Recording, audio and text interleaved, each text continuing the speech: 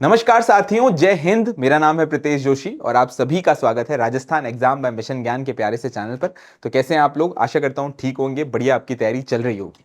लाडो, जैसा कि आप सभी को पता है कि सीईटी 10+2 का एग्जाम जो है वो इस साल होने वाला है। संभावित तौर पर अगर बताया जाए तो हम ये कह सकते हैं कि जुलाई माह के आसपास में सीईटी 10+2 के फॉर्म भरे जाएंगे। साथ साथ में इसका एग्जाम दिसंबर में होने की प्रबल संभावनाएं हैं। यानी इस साल 2026 में सीईटी 10+2 का एग्जाम पूरी तरीके से हो जाएगा। अब जब भी हम सीईटी के एग्जाम की बात करते हैं तो सबसे पहले आपके लिए जानना जरूरी है इसका सिलेबस।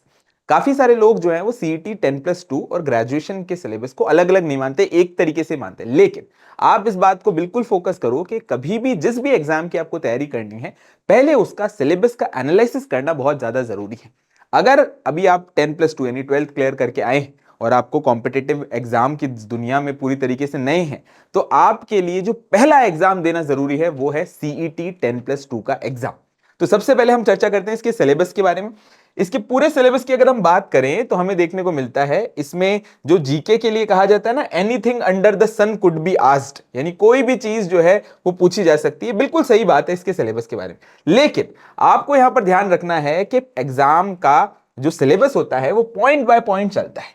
जिन लोगों को एग्जाम का सिलेबस ढंग से पता होता है उनका सिलेक्शन और ज्यादा स्ट्रांग हो जाता है। क्यों? क्योंकि जब भी वो किताब में कुछ पढ़ते हैं, नोट्स में कुछ पढ़ते हैं और वो सिलेबस के टॉपिक से मैच होता है तो उसको ज्यादा तरीके से याद करते हैं। आप लोग बार बार ये भी पूछते हैं कि इंपॉर्टेंट क्या होता है, तो इंपॉर्टेंट सिलेबस के टॉपिक से ही अपने आप ही पता लग जाता है। तो अगर हम इस पूरे के पूरे सिलेबस की बात करते हैं तो हमें देखने को मिलता है पेपर स्कीम के अनुसार 150 यहां पर प्रश्न होंगे और 300 अंक का पेपर होगा, 3 घंटे का पेपर होगा। ध्यान रखने वाली बात यह है कि नेगेटिव मार्किंग नहीं होगी, लेकिन सीईटी के अंदर यह बदलाव इस बार से किया जा सकता है कि हो सकता है शायद नेगेटिव मार्किंग की शुरुआत कर दी जाए। जैसे भी इस चीज को लेकर इंफॉर्मेशन आएगी तो बहुत जल्दी आपको लिए वीडियो बना देंगे। अब चलते हैं साहब सिलेबस की तरफ। आपने अगर सीईटी ग्रेजुएशन का सिलेबस देखा है तो आपने देखा होगा कि उसकी शुरुआत होती है इंडियन हिस्ट्री से, लेकिन यहां पर आपको इंडियन हिस्ट्री नहीं देखने को मिलेगी। 10+2 के अंदर आपको राजस्थान का इतिहास, कला एवं संस्कृति देखने को मिलेगी।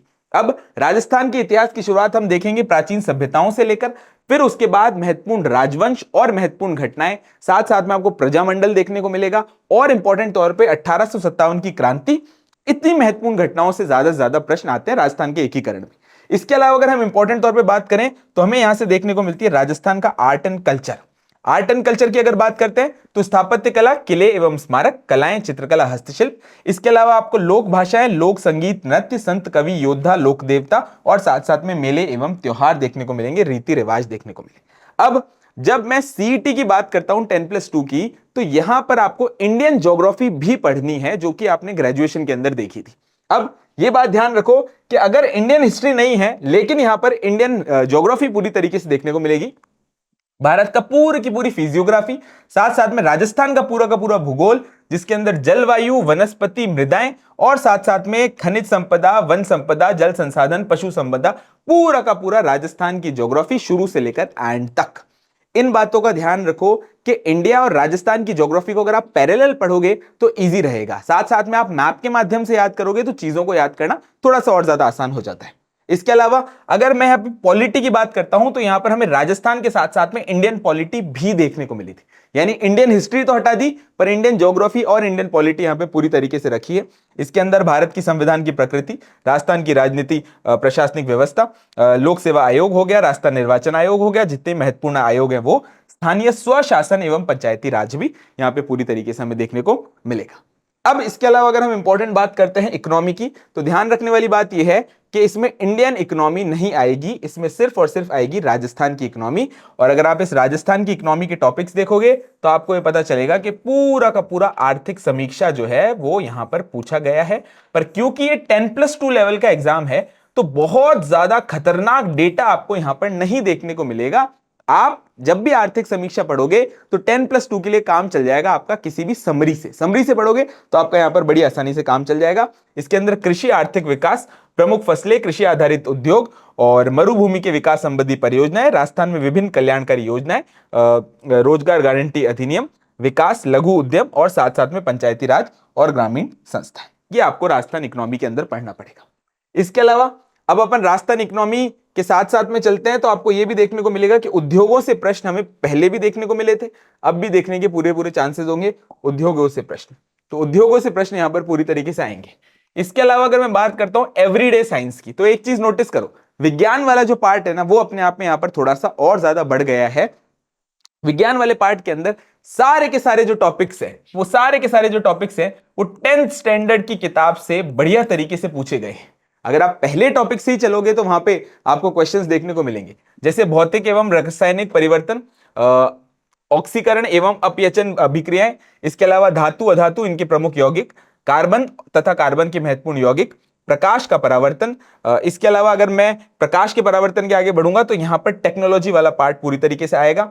टेक्नोलॉजी के साथ साथ में एनवायरमेंट और इकोलॉजी वाला जो पार्ट है वो भी हमें यहां पर पूरी तरीके से देखने को मिलेगा। पर ज्यादा से ज्यादा फोकस हमें फैक्ट्स के ऊपर रखना है, जो हमारी आरबीएससी की किताबों के अंदर, एनसीईआरटी की किताबों के अंदर देखने को मिलेगी। इसके अलावा अगर हम बात करते हैं तो हमें देखने को मिलती है लाडलो रीजनिंग। रीजनिंग का बढ़िया तरीके से टॉपिक यहां पर देखने को मिलेगा।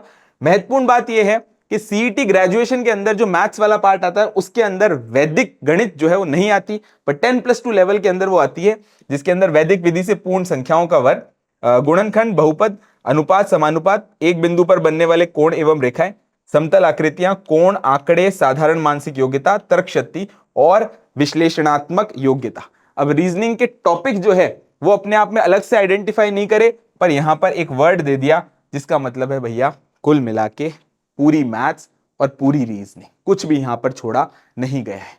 और इंपॉर्टेंट तौर पे अगर मैं बात करता हूं तो हमें देखने को मिलती है साहब हिंदी इंग्लिश, पूरी हिंदी इंग्लिश कॉपीड है आपके सीईटी ग्रेजुएशन वाली, पूरी तरीके से वही देखने को मिलेगी।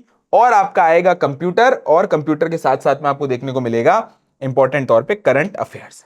करंट अफेयर्स की अगर मैं बात करता हूं तो हमें देखने को मिलते हैं कि इंडिया का करंट अफेयर पूछा जा रहा है, राजस्थान का पूछा जा रहा है, और वर्ल्ड की भी इंपॉर्टेंट चीजें पूछी जा रही है। अब अगर मैं इस पूरे के पूरे सिलेबस को कंक्लूड करता हूं तो मुझे क्या क्या देखने को मिलती है?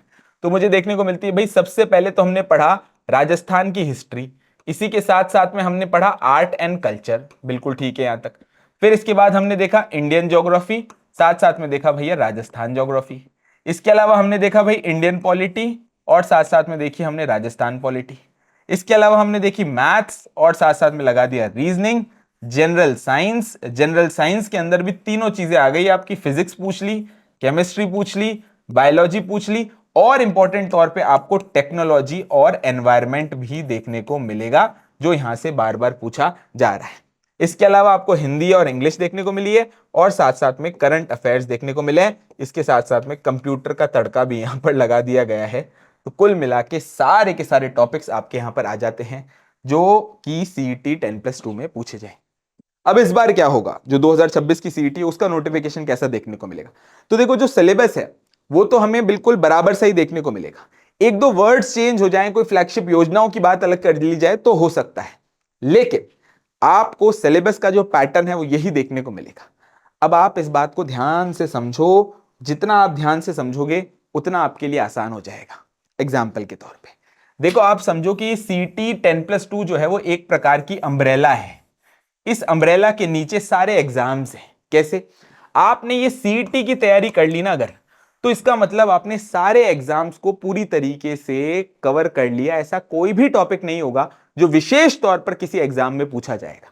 अब अगर आपने इस अम्ब्रेला के अंदर आकर और सीईटी के सारे टॉपिक्स पढ़ लिए, फिर चाहे कोई सा भी दो, एग्जाम्पल के तौर पर बता दो, समझो सीईटी 10+2 की बात करूं तो अगर आपने सीईटी का तैयारी कर ली बढ़िया तरीके से, तो आप ध्यान से इस बात को समझो कि आपका कांस्टेबल का एग्जाम बिना किसी टेंशन के क्लियर हो जाएगा। अब समझो कि आपने सीईटी ग्रेजुएशन की तैयारी कर ली, तो बिना किसी टेंशन के आपके वीडियो और आपका पटवारी का एग्जाम जो है वो क्लियर हो जाएगा। यानी कुल मिला के बात यह है कि पहले बड़ी तैयारी करो, फिर स्पेसिफिकली छोटी तैयारी के ऊपर हम आएंगे।